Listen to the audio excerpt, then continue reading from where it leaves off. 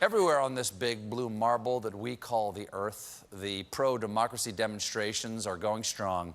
In Hong Kong, there's a huge one going on, millions in the street.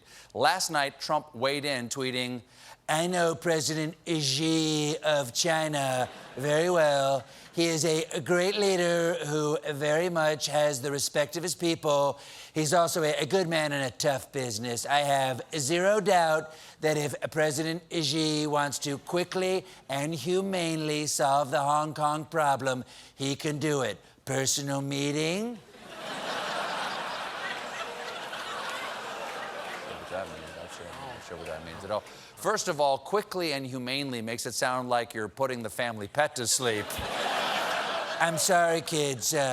Hong Kong has hip dysplasia, and those tanks are just here to take it to a farm upstate. Second, ending the tweet with personal meeting means what? My cousin's a caterer in a very tough business, and if you want a tuxedo, he can get you one very safely and humanely. Wedding? Later.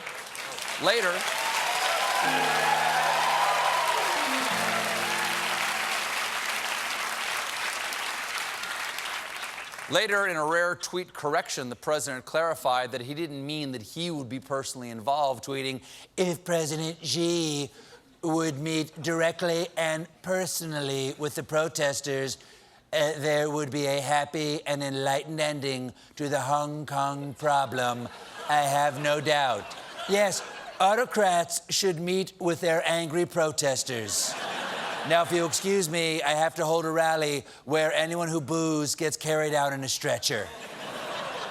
Besides, personally meet with them? There are 500,000 pro-democracy protesters in the streets. How is that personal meeting going to work? "Hi, everybody. I'm Xi, president for life. This right here, this is the talking stick, okay? Whoever has the stick gets to talk, okay? This is the hitting stick. Anyone who talks gets hit." Even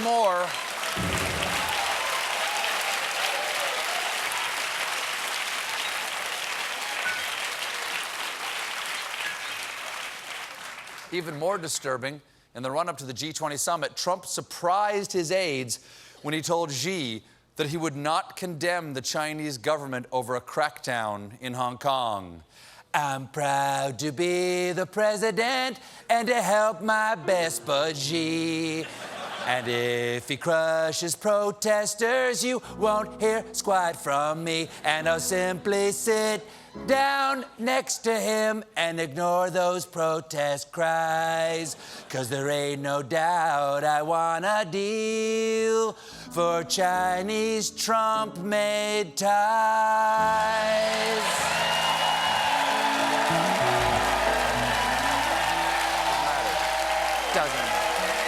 Doesn't matter. Wow.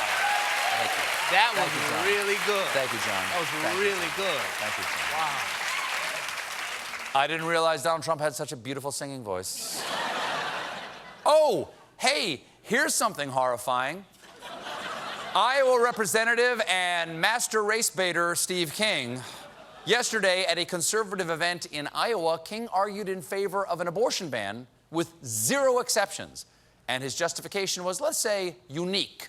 What if we went back through all the family trees and just pulled those people out that were products of rape and incest?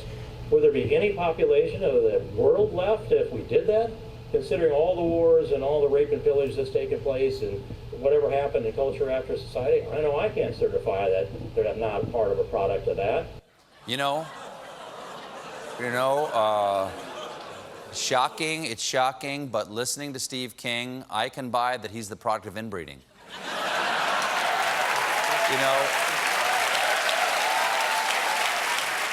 Here's something I might be saying for the last time.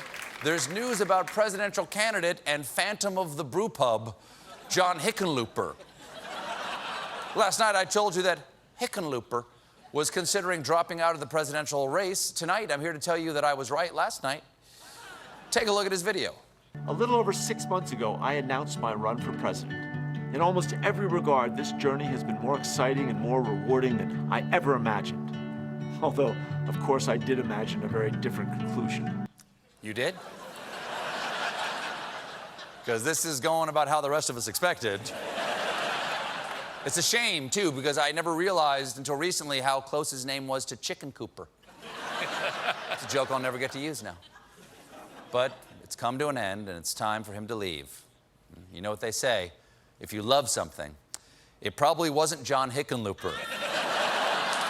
So now, ladies and gentlemen, in honor of his departure from the race, we bid John a fond farewell. I will remember you. Wait, actually, who are you? Google it.